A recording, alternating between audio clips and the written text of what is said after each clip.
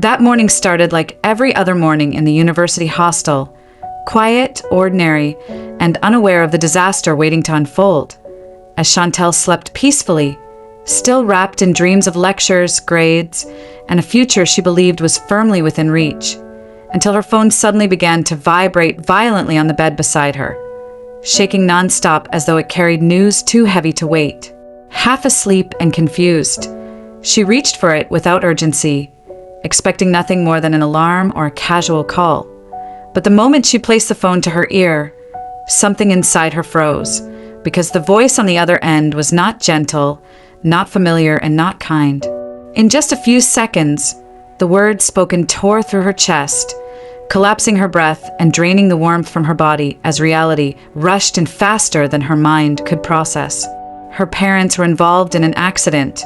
The voice said, a terrible accident on the express road. And before she could ask questions or beg for clarity, the words that followed shattered her completely. They were gone, both of them. With no warning, no goodbye, and no final embrace, her entire world fell apart in one phone call. And as the truth settled in, the phone slipped from her trembling fingers, hitting the floor while she stood frozen in shock, unable to scream, unable to cry, and unable to believe that life could be so cruel so suddenly. The voice echoes in her head as she whispers in disbelief, "Both of them?"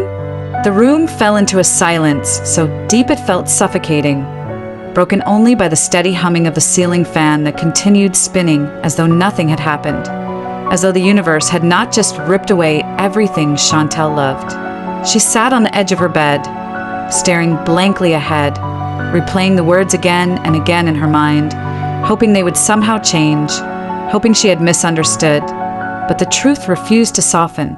Her parents were gone, taken by twisted metal and speeding vehicles on a lonely express road, leaving behind questions that would never be answered and love that would never be returned. There was no last conversation, no final advice, and no chance to say goodbye, and that absence hurt more than death itself. Tears streamed silently down her face, not dramatic, not loud, but heavy and endless, as her heart struggled to accept that the people who raised her, protected her, and believed in her dreams would never walk through the door again. With shaking hands, she begins to pack her bag, whispering her brother's name over and over. University no longer mattered. Lectures no longer mattered. And the dreams she once protected with so much hope were pushed aside as Chantelle boarded a bus heading back home, carrying nothing but a small bag and a heart weighed down by grief. The motor park was loud and chaotic, but none of the noise reached her because her mind was trapped in the memory of her parents' faces, their voices, and the certainty that she would never hear them again. As the bus pulled away and rain clouds gathered in the sky, tears rolled quietly down her cheeks, blending with the rhythm of the moving vehicle, as she stared through the window at a world that felt suddenly unfamiliar and hostile. She was returning home not as the excited university student her parents had proudly sent off, but as a broken daughter coming back to bury the people who gave her life. With every passing mile, the weight of responsibility grew heavier on her chest, because deep down, she already sensed that once she stepped back into that house, nothing would ever be the same again, and the life she once knew was already slipping beyond her reach. The bus disappears into the rain as Chantelle tightens her grip on her bag, bracing herself for what awaits her. The house was filled with people, voices, and movement, yet it felt emptier than it had ever been, as neighbors wailed, sympathizers whispered condolences, and mourning clothes turned familiar faces into strangers. Chantelle stepped inside and immediately felt the weight of loss press against her chest. When Franklin saw her, he ran into her arms without hesitation, breaking down completely as years of dependence and fear poured out in uncontrollable sobs.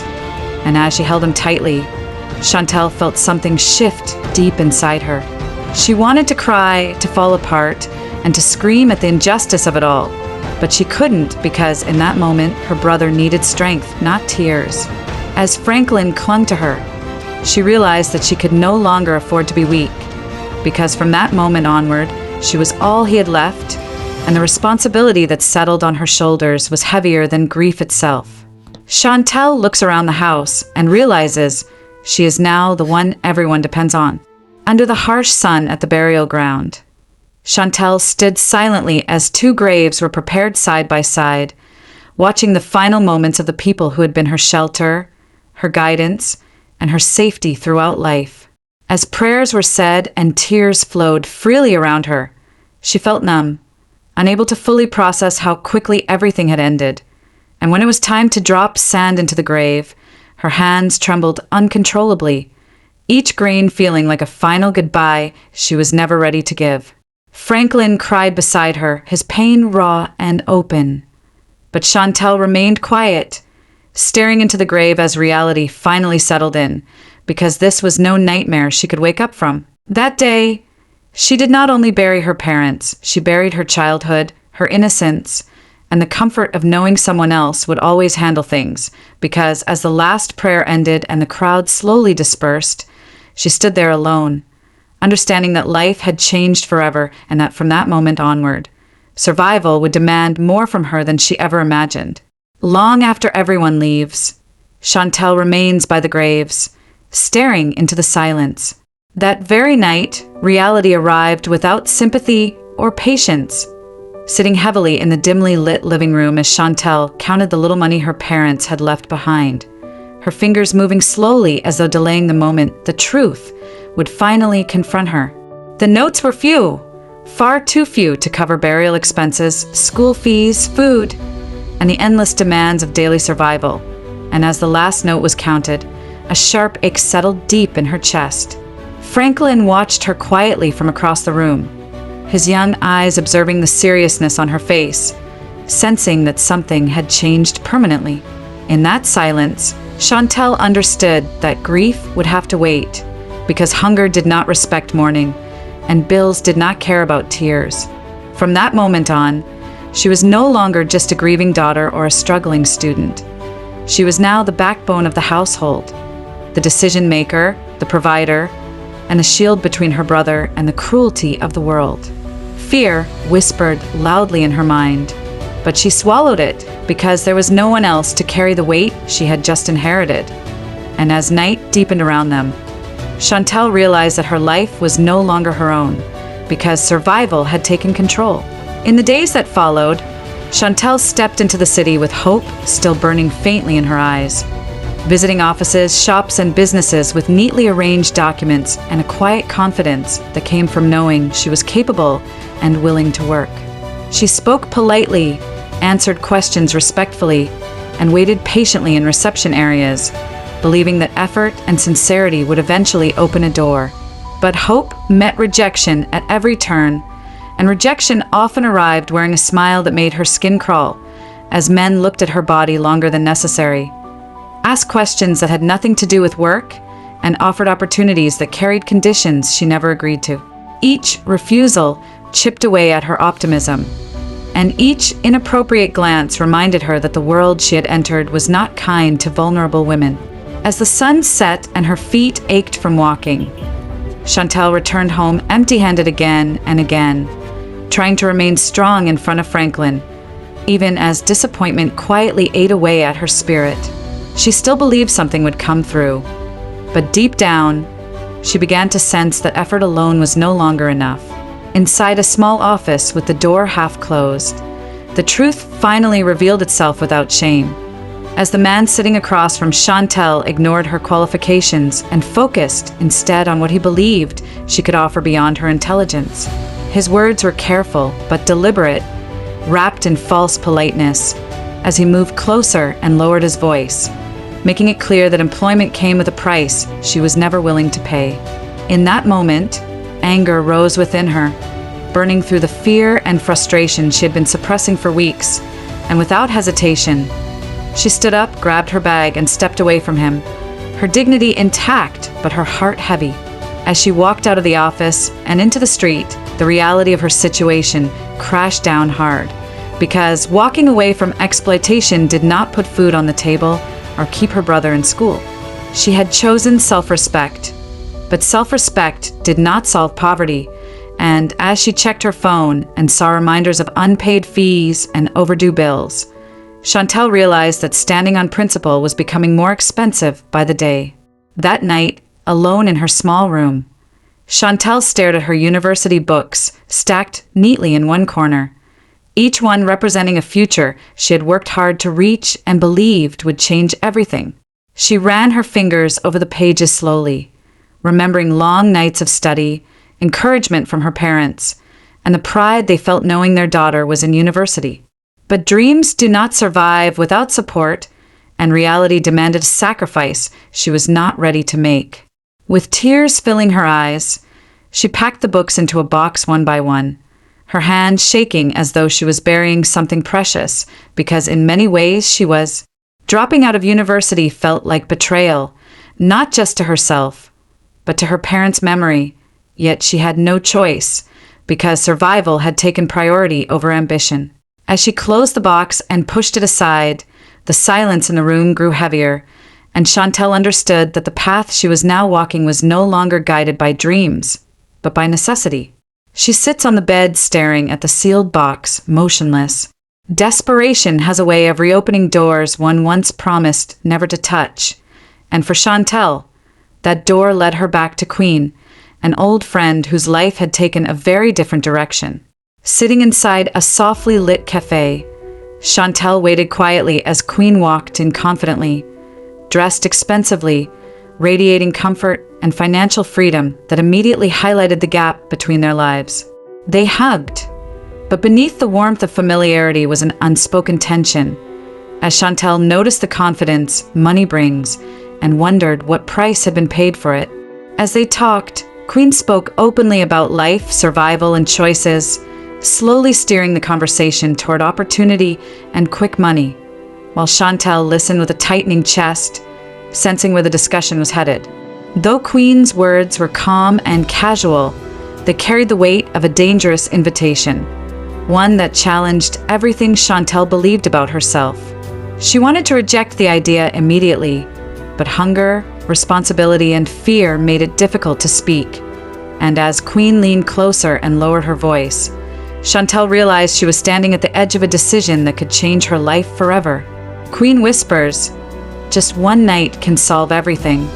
Queen did not rush her words because she understood desperation. She knew pressure only made things worse. So she spoke calmly. She explained how life worked, how bills did not wait, and how hunger showed no mercy. She talked about men who paid without asking questions, about nights that could solve problems that months of honest work could not solve, and about doing whatever was needed to survive in a society that did not reward suffering. Chantelle listened in silence. Her heart beat fast as each word pressed on her conscience. Everything Queen said was true, and that truth made it dangerous. She thought about Franklin's school fees, the empty kitchen, the unpaid rent, and the heavy burden she carried every night. In that moment, doing the right thing felt like a luxury she could no longer afford. Still, fear held her back. She feared losing herself, feared dishonoring her parents' memory, and feared becoming someone she would not recognize. When Queen leaned closer and spoke softly, assuring her that she would be safe and that it would only be temporary, Chantelle felt the struggle clearly inside her. She stood between the woman she wanted to remain and the harsh reality she could no longer escape. When Chantelle finally stood up and left the cafe, it was not because the offer meant nothing to her, but because pride still had a weak hold on her heart. As she walked through the streets at dusk and the city lights came on one after another, she kept thinking about Queen's words. She argued silently with herself about right and wrong, dignity and survival, shame and responsibility. She wanted to believe that if she endured, things would get better, that something honest would come through, and that her suffering had a purpose beyond pain. That night, she decided to hold on to her principles. She convinced herself there had to be another way, even though fear followed her home and stayed with her. But principles did not put food on the stove, and faith alone could not stop hunger. As she lay awake listening to Franklin breathing in the next room, doubt slowly broke down the confidence she had when she walked out of the cafe. A school letter lies unopened on the table. The next morning, reality came in the form of a folded piece of paper Franklin handed to her. He avoided her eyes, as if he already knew how serious it was. As Chantelle read the letter slowly, her heart sank with every line. The message was clear and harsh. Franklin's school fees were long overdue, and he would not be allowed to return to school until they were paid. The words became blurry as shame, fear, and helplessness filled her chest. She had tried every honest option she knew, and still she had failed. Franklin stood quietly beside her, his shoulders bent, already carrying a burden too heavy for a child his age. In that moment, Chantelle felt the full weight of her responsibility more than ever. She spoke to him gently and promised that she would fix everything, even though she did not know how. As his elder sister, she could not allow herself to give up. The principal's voice echoes in her head. No fees, no school. That night, the house felt colder than usual. The room was lit only by candlelight, and silence sat heavily between them, broken now and then by Franklin's quiet crying as he tried to hide his tears. Chantelle held him close while her mind raced through options she had already tried. Hunger, responsibility, and the feeling of failure pressed tightly against her chest, making the room feel smaller with every breath. She thought about her parents and wondered what they would tell her if they were still alive. She knew love alone could not solve the problem she was facing. When Franklin finally fell asleep in her arms, she remained there, staring into the darkness. She listened to the slow ticking of time, as if it was counting down to something she could not avoid. Then her phone lit up beside her, casting a soft light across the room. As she looked at the screen, her heart dropped.